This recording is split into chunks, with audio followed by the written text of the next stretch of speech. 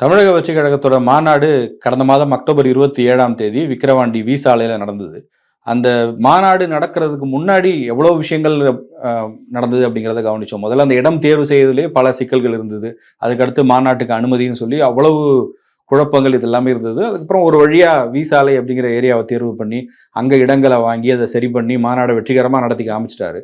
பொதுவா ஒரு மாநாடு நடத்தி முடிக்கிறாங்க அப்படின்னா, எல்லாருமே இந்த மாதிரி தனியார்கிட்ட இருந்து இடத்த வாங்கி, மாநாடு நடத்தி திருப்பி குடுத்துட்டு, அதுக்கான காசு குடுப்பாங்க. இது எல்லா கட்சிகளும் பண்றது தான்.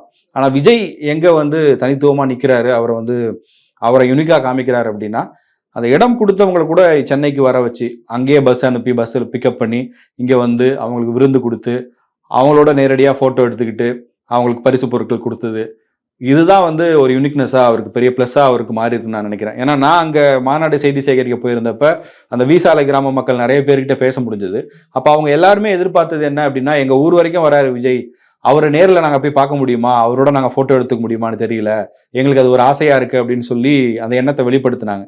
இப்ப அவங்க எல்லாரையும் கூப்பிட்டு இங்க ஃபோட்டோ எடுத்திருக்கிறது அப்டிங்கிறது ஒரு பாசிட்டிவான ஜெஸ்டரா நான் பார்க்குறேன்.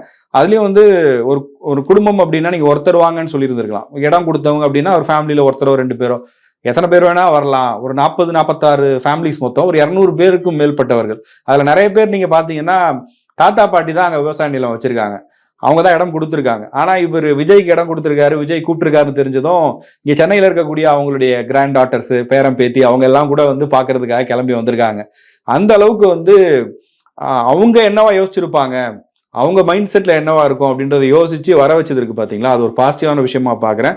அதுலயும் எனக்கு ரொம்ப அன்னைக்கு அந்த ஈவெண்ட் நடக்கும்போதே டக்குன்னு பார்த்தோன்னு ஸ்ட்ரைக் ஆன விஷயம் என்ன அப்படின்னா, புசியானந்த் வந்து அவர் மேல 1000 விமர்சனங்கள் இருக்கலாம். ஆனா அவர் அந்த கட்சியினுடைய பொதுச் செயலாளராக இருந்து கூட வராங்க, அவங்க எல்லாம் பஸ்ல இருந்து இறங்கி வராங்க. அந்த ஆபீஸ்க்கு வெளியில போய் நின்று அவங்க எல்லாரையும் வணக்கம் சொல்லி வரவேற்கிறாரு.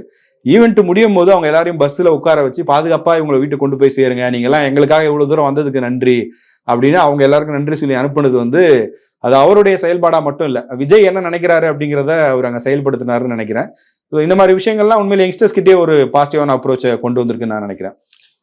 விஜயினுடைய இந்த அப்ரோச் இருக்குல்ல, இதுல 2 விஷயங்கள் நான் பார்க்குறேன். ஒன்று வந்து இந்த மாணவர்களுக்கு கல்வி விருது அவர் கொடுத்ததா இருக்கட்டும், இப்போ இந்த விவசாயிகளை கூப்பிட்டு அவங்கள கௌரவிச்சதா இருக்கட்டும், இது 2மே வந்து விஜய் ஒரு பக்கா ஒரு பிளானோட தான் பாலிடிக்ஸ்க்கு வந்திருக்காரு அப்படின்றது தெரியுது. ஃபார் எக்ஸாம்பிள், இப்போ இந்த வேர்ட் ஆஃப் மவுத் அப்படின்றது நம்ம சொல்கிறோம்ல, வேர்ட் ஆஃப் மவுத் மூலமாக தான் வந்து இன்னைக்கு ஒரு படமே ஹிட் ஆகுது. ஒரு படம் ஃப்ளாப் ஆகுறதும் அதனால தான். இப்போ அவர் வந்து நேரடி கலா அரசியலில் இப்போ இல்லை, ஒரு படம் நடிச்சிட்டு இருக்காரு. அதுக்கு இடையில வந்து விஜய் பற்றி ஒவ்வொரு குடும்பங்கள்லையும் பேசணும் அப்படின்றத மையமாக வச்சு அவரை சந்திக்கக்கூடிய அத்தனை பேருமே வந்து அவர் பற்றியான ஒரு உரையாடலை அவங்க குடும்பங்களில் வந்து நடத்துவதற்கு ஏற்ற ஒரு விஷயத்த அவர் தொடர்ச்சியாக பண்ணிகிட்டே இருக்காரு. அதனால தான் நான் சொன்னேன், இந்த மாணவர்களுக்கு கல்வி விருது கொடுத்ததா இருக்கட்டும், அப்போ வந்து அவங்க பேரண்ட்ஸோடு அவங்க வர்றாங்க. நிச்சயமாக அவங்க குடும்பத்தில் வந்து விஜய் பற்றியான ஒரு டாக் அப்படின்றது இருந்துக்கிட்டே இருக்கும். அது வந்து வேர்ட் ஆஃப் மவுத்தாக வந்து ரிலேட்டிவ்ஸ்க்கு போகும், அந்த ஊரில் இருக்கக்கூடிய மக்கள் மத்தியில் பேசப்படும். அப்படின்னு விஜயை ரொம்ப ரிலவெண்ட்டாக, விஜய் வந்து ஒரு ஆக்டராக வந்து எல்லாத்துக்குமே தெரியும், ரொம்ப பரிச்சயமான ஒரு மனிதர் தான். அதை தாண்டி வந்து ஒரு பொலிட்டிக்கலாக அவர் வந்து நாளைக்கு ஒரு அரசியல்வாதியாக வந்து நிற்கும் பொழுது அவரை ஆதரிக்கணும் அப்படின்ற ஒரு ஆப்டிமிஸ்டிக் தாட்டை வர வைக்கிறது இருக்குல்ல, அதுக்கு இந்த மாதிரியான சந்திப்பு அப்படின்றது தேவைப்படுதுன்னு நான் நினைக்கிறேன். இப்போ விவசாயிகள் கூட பார்த்தீங்க அப்படின்னா, விவசாயிகள் அவங்க வந்து சும்மா ஒன்றும் கொடுக்கல, அவங்க எல்லாத்துக்குமே வந்து பெர் ஏக்கருக்கு 13,000 அந்த மாதிரி பேசி தான் வந்து வாங்கியிருக்கிறாங்க. பொதுவாக வந்து அரசியல் தலைவர்கள் என்ன பண்ணுவாங்க, அது பேசி அதை வந்து நம்ம என்ன பேசணுமோ அதை கொடுத்துட்டு வந்துருங்க அப்படின்னு அவங்க முடிச்சிருவாங்க. இவங்களுமே இந்த விவசாயிகள் நிறைய பேர் பேட்டியில் கூட சொல்கிறாங்க, இதுக்கு முன்னாடி நாங்கள் நிலம்லாம் கொடுத்துருக்கோம் அரசியல் தலைவர்களுக்கு, யாருமே இவ்வளோ நன்றி உணர்வோடு எங்களை வந்து கௌரவிச்சதில்லை அப்படின்னு சொல்லி சொல்கிறாங்க. இப்போ இந்த மாதிரியான பேட்டிகள்லாம் இருக்குல்ல, இந்த மாதிரியான வேர்ட்ஸ் எல்லாம் வந்து நிச்சயமாக வந்து விஜய் மேலே ஒரு நன்மதிப்பை ஏற்படுத்தும். என்ன மாதிரியான நன்மதிப்பை ஏற்படுத்தும் அப்படின்னா, விஜய் வந்து ஒரு நன்றி உள்ளவர் போல, எந்த ஒரு விஷயத்தையும் அவர் வந்து ஒன்று செய்கிறாரு அப்படின்னா அவர் வந்து அதில் வந்து ஒரு கிரெடிபிளான மனிதராக இருப்பார் அப்படின்ற ஒரு ஜென்யூனிட்டியை வந்து ஏற்படுத்துகிற வகையிலான ஒரு ஸ்பீச்சாக அதெல்லாம் இருந்தது. இதெல்லாம் பார்க்கும்போது ஒரு பொலிட்டிக்கலாக நம்ம வந்து வெளியிலேருந்து பார்க்கும்போது இது ஒரு நல்ல ஸ்ட்ராட்டஜியாக இருக்கு. விஜய் வந்து தீவிர அரசியலில் இப்போ வந்து ஒவ்வொரு ஊர்கள்லையும் போய் பிரச்சாரம்லாம் பண்ணாமல் இருந்தாலும் கூட அவர் வந்து ஒரு படம் நடிச்சிட்டு இருக்காரு. அந்த படப்பிடிப்பில் இருந்தாலும் கூட இந்த மாதிரியான சந்திப்புகள் வந்து விஜயை பற்றியான ஒரு பாசிட்டிவான டாக்கை வந்து சொசைட்டியில் ஏற்படுத்திகிட்டே இருக்கே அப்படின்ற ஒரு பார்வை எனக்கு வந்தது. கண்டிப்பா நீங்க சொன்ன மாதிரி எனக்கு இப்போ நம்ம பேசிட்டு இருக்கும்போது எனக்கு இன்னொரு தாட்டும் வந்துச்சு. இது மாதிரி வேற யாராவது பண்ணியிருக்காங்களா, இல்லை இதுதான் ஃபர்ஸ்ட் டைமா அப்படின்னு யோசிக்கும் போது பண்ணியிருக்காங்க. அதை எந்த மாதிரி அப்படின்னா, இப்போ உதாரணத்துக்கு கலைஞருக்கு சிலை வைக்கிறாங்க அப்படின்னா, இந்த கலைஞருடைய சிலை திறப்பு விழா நடக்கும்போது அந்த விழா மேடையில தலைவர்கள்லாம் பேசுவாங்க. அந்த விழாவினுடைய இறுதியா அந்த சிலையை வடிவமைச்ச சிற்பி இல்லை அதுக்காக ஒர்க் பண்ணவங்க எல்லாரும் கூப்பிட்டு அந்த திமுக தலைவர் வந்து சால்வையை போத்தி அவங்களுக்குலாம் நன்றி சொல்லுவாரு. இது நடந்திருக்கு. பட் இதுக்கும் இங்க இருக்கிற இதுக்குமான வித்தியாசமா நான் என்ன பாக்குறேன் அப்படின்னா, அவங்களோட டைம் ஸ்பெண்ட் பண்ண நினைப்பாங்கல்ல. இப்போ விஜய் மாதிரி ஒரு திரைப்பிரபலம் அவருக்கு நம்ம இடம் கொடுத்துருக்கோம், அவருடைய மாநாடு இங்க நடந்திருக்குன்னு சொல்லும் போது அதை ஏதோ ஒரு மேடையில அன்னைக்கு அந்த மாநாட்டு மேடையிலேயே கூட வர வச்சு ஒரு போட்டோ எடுத்து அனுப்பி இருந்திருக்கலாம். அது வந்து ஹரிபரியா நடந்து முடிஞ்சிருக்கும். ஒரு 1 மந்த் ஆனாலும் கூட ஒரு டைம் ஸ்பெண்ட் பண்ணியிருப்பாங்க. ஒரு 1/2 an hour அங்க இருந்திருப்பாங்க. விஜய் நேர்ல பார்த்திருப்பாங்க. அவர் கூட போய் போட்டோ எடுத்துக்க முடியுது. ரிலாக்ஸா இவங்க பேசுறத அவர் கேட்டிருக்கிறாரு. இன்னைக்கு அதுதான் பெரிய விஷயம் நினைக்கிறேன். இன்னைக்கு எல்லா தலைவர்களும் போட்டோ எடுத்துக்கலாம், பேசலாம். பட் இவங்கள பேச வச்சு கேட்கறது ஒரு நல்ல குவாலிட்டி. இவங்க பேசுறத காது கொடுத்து கேட்டு அதுக்கடுத்து அவரும் பேசியிருக்காரு. அதுல இன்னொரு முக்கியமான விஷயம் என்னன்னா, அவங்க சைட்ல இருந்து ஒரு வீடியோ கூட ரிலீஸ் பண்ணியிருந்தாங்க. அந்த வீடியோ எடிட் பண்ணி விஜய் பேசினதையோ இல்லை இவங்க பேசினதையோ வந்து அவங்க பப்ளிஷ் பண்ணல. சும்மா ஒரு கிளிம்சஸ் மாதிரி தான் போட்டிருந்தாங்க. ஸோ அவங்க பேசினதை வச்சு அதை வச்சு ஒரு மார்க்கெட்டிங் பண்ணியிருந்திருக்கலாம். இல்லை அவங்களுக்கான ஒரு ஏதோ ஒரு பிரபலப்படுத்திக்கிறதுக்கான ஒரு விஷயமா பண்ணியிருக்கலாம். ஒரு விவசாயி பாராட்டுறாரு, இல்லை விஜய் இப்படி பேசினாருன்னு சொல்லி அதை மார்க்கெட்டிங் பண்ணிக்காம இது அவங்களுக்கான மொமெண்டா இருக்கணும். இப்போ அவங்களுக்கு சாப்பாடு போடுற மாதிரி ஒரு போட்டோ எடுத்து ரிலீஸ் பண்ணி புசியானந்த் போடுற மாதிரி காட்சிகளை பார்த்தோம். பட் ஒரு போட்டோ ஒப்பியா பண்ணலன்னு சொல்ல வரேன். நாங்கள் சாப்பாடு போட்டோம்லாம் காமிச்சிக்கல. உணர்வுபூர்வமா அவங்கள ஃபீல் பண்ண வச்சிருக்காங்க. நாங்கள் பண்ணிட்டோன்னு ஊருக்கே வந்து விளம்பரப்படுத்தாம வந்திருக்கிற அந்த 46 குடும்பங்கள் வந்து சந்தோஷமா ஃபீல் பண்ணணும். இது அவங்களுக்கு ஒரு மெமரபிள் டேவா இருக்கணும்ன்றத விஜய் ரொம்ப கிளியரா பண்ணி. விஜய்கிட்ட இருக்கக்கூடிய இன்னொரு ஸ்ட்ரென்த் என்ன அப்படின்னா, ஒரு மேடையை வந்து தனதாக்கிக்கிறது அப்படின்றது அவருக்கு வந்து கைவந்த கலைன்னு நினைக்கிறேன். எப்பயுமே வந்து ஒரு மெமரி கிரியேட் பண்ணணும்னு எல்லா பொலிட்டிக்கல் லீடர்ஸுமே பார்ப்பாங்க. இப்போ ஃபார் எக்ஸாம்பிள் வந்து இப்போ கலைஞர் முன்னாடியெல்லாம் வந்து ட்ராவல் பண்ணும்போது ஒவ்வொரு ஊர்கள்லையும் அங்கே இருக்கக்கூடிய திமுகவை சார்ந்தவர்கள் அவங்க வந்து அவங்களுடைய குழந்தைகளை தூக்கி அவங்களுக்கு பேர் வைக்கிறது, இந்த மாதிரி நிறைய விஷயங்களை ரொம்ப ரெகுலராக பண்ணுவார். எம்ஜிஆருக்கு வந்து ஒரு பேட்டர்ன் இருந்தார். எம்ஜிஆர் போய் திடீர்னு வயதானவர்களை ஒரு கட்டி பிடிச்சி அவங்களோட ஃபோட்டோ எடுத்துட்டு அவங்களுடைய அன்பை வந்து உள்வாங்கிக்கிற மாதிரியான ஒரு தோணியில் வந்து அவருடைய செயல்பாடுகள் அப்படின்றது இருக்கும். அதே மாதிரி கலைஞரை பொறுத்தவரையில் நிறைய இடங்களுக்கு வந்து ட்ராவல் பண்ணும்போது அந்த திமுக குடும்பத்தை சார்ந்தவர்களோட ஒரு மெமரி கிரியேட் பண்ணுறது அப்படின்றது எப்பயுமே ஒரு ஒன்று பண்ணுவார். அந்த பொன்னாடை போத்துறதுலேருந்து அவங்க ஏதாவது கொடுத்தா வாங்கிக்கிறதுலேருந்து குழந்தைகளுக்கு பேர் வைக்கிறதுலேருந்து ஒரு மெமரி கிரியேட் பண்ணுவார்.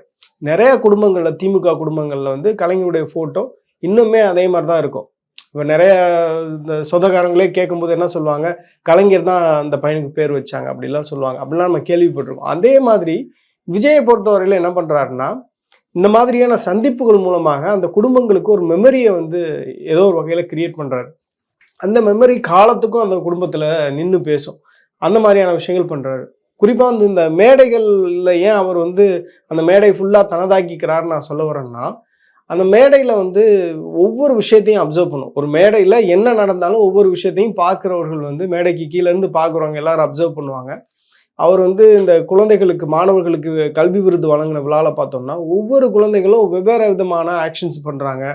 அவங்க தான் பண்ணுறாங்கன்னா அவங்க கூட வந்து அவங்க தாய் தந்தையே வந்து விஜயை அவ்வளவு நேசித்து அவங்க வந்து ஏதாவது ஒரு விஷயம் அன்பாக கேட்குறாங்க. அந்த மாதிரி நிறைய பண்ணிட்டு இருக்கிறாங்க. அப்போ பக்கத்தில் வந்து புஷியானந்த் வந்து ஒரு குழந்தையை தடுக்கிறாரு, வேமா போமா அப்படின்னு சொல்ல முயற்சி பண்ணுறாருன்னு வச்சுக்கோங்களேன். அந்த இடத்துல கூட விஜய் வந்து கான்ஷியஸாக புஷியானந்தை தான் கையை பிடிச்சி தள்ளி விடுறாரு. ஏன்னா அப்படி செய்யக்கூடாதுன்னு அவருக்கு தெரியுது.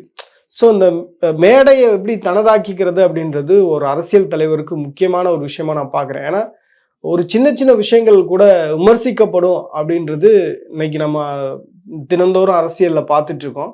ஸோ அதுக்கு வந்து விஜய் ஒரு பெட்டர் எக்ஸாம்பிளாக சொல்லலாம். ஒரு மேடை எப்படி அவர் தனதாக்கிக்கிறாரு அப்படின்றது. நீங்கள் சொன்னதுலேருந்து இன்னொரு விஷயம் கூட ஒரு பாயிண்ட்டாக இருக்கும்னு நினைக்கிறேன். என்னென்னா மேடையை தனதாக்கிக்கிறாருன்னு நீங்கள் சொன்னீங்க இல்லையா, அதாவது ஒரு பொதுவெளியில் எப்படி நடந்துக்கணும் இன்னைக்கு இருக்கிற ட்ரெண்டுக்கு. ஏன்னா இதுக்கும் ஒரு முதலமைச்சர் ஸ்டாலின் சொன்ன உதாரணம் கரெக்டாக இருக்கும்னு நினைக்கிறேன்.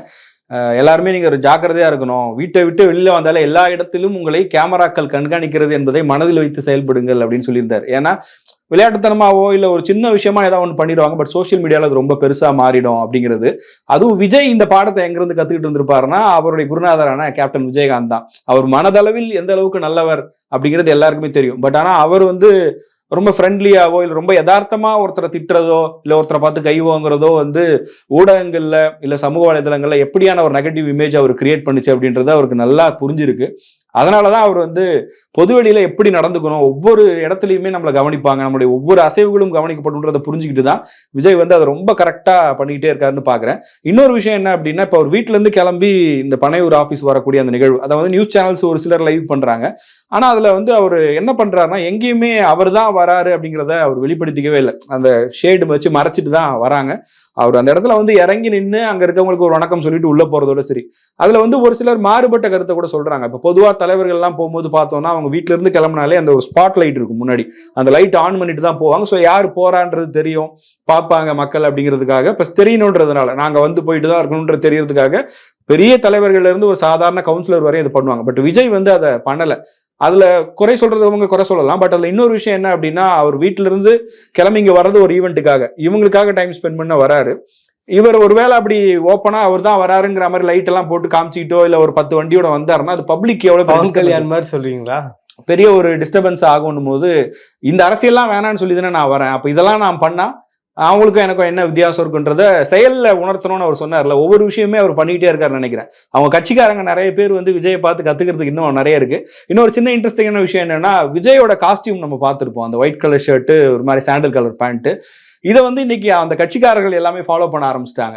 நான் நேரில் பார்க்கல, அன்னைக்கு அந்த ஈவெண்ட் விஷுவல்ஸ் எல்லாம் டிவியில பார்க்கும்போது நிறைய பார்த்தீங்கன்னா வந்திருந்த தொண்டர்கள்ல நிறைய பேர் வந்து அந்த விஜயோட காஸ்டியூம் மாதிரியே செப்பல் முத கொண்டு அந்த அளவுக்கு ஃபாலோ பண்ண ஆரம்பிச்சிருக்காங்க. அப்படிங்கிறதும் நான் அன்னைக்கு பார்த்து கொஞ்சம் இன்ட்ரெஸ்டிங்கா இருக்கு இது அப்படின்னு நினைச்ச மாதிரி ஒரு விஷயம் அது. இப்போ விஜய் மாணவர்களை சந்திச்சதா இருக்கட்டும், இப்போ விவசாயிகளுக்கு நன்றி தெரிவிச்சதா இருக்கட்டும், இது எல்லாமே வந்து விஜய் ஒரு ஜனவரி வாக்கில் வந்து கேம்பெயின் போவார்ல, இப்போ மாவட்டம் தோறும் அவர் வந்து சுற்றுப்பயணம் மேற்கொள்ளும் போது நிச்சயமா இளைஞர்கள் மத்தியில இல்ல அந்த குடும்பங்கள் மத்தியில மிகப்பெரிய ஒரு வரவேற்பு அப்படின்றது விஜய்க்கு இருப்பதற்கான வாய்ப்பு இருக்கு. அதனாலதான் சொன்னேன், இப்ப அந்த மாநாடு முடிந்ததுக்கு பிறகு பார்த்தோம்னா தினந்தோறும் விஜய் என்றவர் ஒரு செய்தியா இருக்காரு. ஈவன் ஒரு பிரச்சனையை சுற்றி காமிக்கும் போது கூட அவர் வந்து அந்த பிரச்சனைக்கு காரணமா என்ன இருக்கு, அதுக்கு தீர்வு என்ன அப்படின்றதையும் கோடிட்டு காமிக்கிறாரு, விமர்சனம் பண்ணாம கோடிட்டு காமிக்கிறாரு. நிறைய பேர் வந்து பாசிட்டிவ் பாலிடிக்ஸ்னா என்ன அப்படின்றதுக்கு விஜய் பற்றி நிறைய கொஸ்டின்ஸ் எல்லாம் வச்சாங்க. பாலிடிக்ஸ்னு வந்துட்டாலே அதில் பாசிட்டிவ் பாலிடிக்ஸ்லாம் கிடையாதுங்க, நீங்கள் வந்து எல்லாத்துக்கும் தயாராக இருக்கணும் அப்படின்ற மாதிரியான கேள்விகள் விமர்சனங்கள்லாம் வச்சாங்க. இப்போ விஜய் இன்னைக்கு அவர் கொடுத்துருக்கக்கூடிய அறிக்கை கூட, இன்னைக்கு சர்வதேச பெண்கள் தினம், இந்த பெண்கள் தினத்தில் வந்து தமிழ்நாட்டில் எவ்வளவு குற்றச்செயல்கள் நடந்துட்டு இருக்கு, ஸோ அதுக்கு என்ன அரசு செய்யணும், அதே மாதிரி அதுக்கு தீர்வு என்னெல்லாம் இருக்கு அப்படின்றதையும் அவர் சொன்ன விதம்ன்றது பாராட்டக்கூடிய வகையில இருந்ததை நான் பாக்குறேன். இதுல இவ்வளவு பாசிட்டிவான விஷயங்கள் இருந்தா கூட எனக்கு வந்து அந்த நிகழ்வுல இன்னொரு கேள்வியும் வந்தது. எப்பவுமே விஜய் வந்து ஏதாவது ஒரு ஈவெண்ட் ஆர்கனைஸ் பண்றாருன்னா அங்க சைவ உணவு தான் இருக்கு. அதுக்கு என்ன காரணம் அப்படிங்கிறது தெரியல. ஒருவேளை அவர் வெஜிடேரியனா கூட இருக்கலாம், அது அவருடைய தனிப்பட்ட விருப்பம். ஆனா வந்து உணவு அப்படின்றதுலயும் ஒரு பெரிய அரசியல் இருக்கு. அது யார் என்ன உணவு சாப்பிடணும் அப்படின்றத இன்னொருத்தர் தீர்மானிக்கவே முடியாது. அவங்களுக்கு என்ன பிடிக்குதோ அவங்க சாப்பிடலாம். அப்படி இருக்கும்போது இதை இப்படி மட்டும் ரெஸ்ட்ரிக்ட் பண்ணணுமா அப்படின்ற ஒரு கேள்வியும் வருது. ஏன்னா நண்பர் ஒருத்திட்ட பேசும்போது அவர் சொன்னார், வந்திருந்தவர்கள வந்து அவங்க வழக்கமா ஒரு அசைவ உணவு சாப்பிட்றவங்களா இருக்கலாம். ஈவன் சொல்ல போனா விஜயை பார்க்கறதே ஒரு விருந்து தான் வைங்களேன், அது இன்னொரு விருந்து வச்சுதான் இது பண்ணணும்னு அவசியம் இல்லை. பட் இருந்தாலும் அந்த இடத்துல வெஜிடேரியன் நான் வெஜிடேரியன் 2 விஷயம் இருக்கும்போது அது இன்னும் ஸ்பெஷலா இருக்கும். வரவங்களுடைய உணவு வந்து இதுதான் அப்படிங்கிற மாதிரி அது ஒரு பேட்டர்னாகவும் செட் ஆயிடும். இதுக்கு முன்னாடி நீங்க கல்வி விருதுல தொடங்கி இப்போ வரையும் பாத்தீங்கன்னா எல்லா நிகழ்வுலுமே விஜய் வந்து வெஜிடேரியன் தான் கொடுத்துருந்துருக்காரு. பட் அவர் ஒருவேளை அவர் நினைச்சிருந்திருக்கலாம் தேவையில்லாம வேற ஏதாவது விமர்சனங்கள் வந்துருங்கிறதுனால அவாய்ட் பண்ணியிருந்திருக்கலாம். பட் ஆனா இதை அவங்க யோசிக்கணும்னு நான் நினைக்கிறேன். இது வந்து சிலருக்கு ஏன் அப்படின்னு ஒரு கேள்வியை எழுப்பியிருக்கலாம். இல்ல அவரே கூட இது எங்கேயாவது பதில் சொன்னாதான் தெரியும். அது வரைக்கும் இந்த ஸ்பெகுலேஷன்ஸா தான் இருக்கும்னு நான் நினைக்கிறேன். ஏன்னா எந்த இடத்துலையும் அவர் வந்து சாஃப்டா இருக்கணும்னு அவசியமே கிடையாது. அவர் வந்து அவரா இருந்தாலே மக்கள் வந்து அவரை வெல் ரிசீவ் பண்ணுவாங்கன்னு நான் நினைக்கிறேன். சின்ன சின்ன விஷயங்களை கூட மக்கள் கவனிக்கிறாங்க அப்படிங்கிறத புரிஞ்சுக்கிட்டு இருக்காரு. அவரு ஏன் இவ்வளவு சக்சஸ்ஃபுல்லான ஒரு ஸ்டாரா இருக்காரு அப்படின்னு யோசிச்சு பார்க்கும்போது ஒவ்வொரு முறையுமே அதை ப்ரூவ் பண்ணிட்டே இருக்காரு. இந்த ஈவெண்ட் கூட அவர் கார்ல வந்து இறங்கும் போது அவரோட ஹேண்ட்பேக் ஒன்று இருந்திருக்கும். அவர் இறங்கி போயிட்டு தொண்டர்களை பார்த்து கையசிச்சுட்டு மறுபடியும் காருக்கு வந்து அந்த ஹேண்ட்பேக் அவரே எடுத்துட்டு போவார். யூஸ்வலா இதெல்லாம் பாத்தீங்கன்னா ஒரு அரசியல்வாதி அப்படின்னா அவங்க எந்த அளவுக்கு பந்தா பண்ணுவாங்க அப்படின்னு தெரியும். எதையுமே அவங்க பண்ண மாட்டாங்க. சொல்ல போனா சில நேரங்கள்ல செப்பல் எல்லாம் போட்டு விட்டு கான்ட்ரவர்சி ஆயிருக்கு. அந்த மாதிரி அரசியல்வாதிகளை நம்ம பார்த்துருக்கிறோம். சினிமாவில் இவருக்கு எப்படிப்பட்ட ஒரு லைஃப் இருந்திருக்கும்.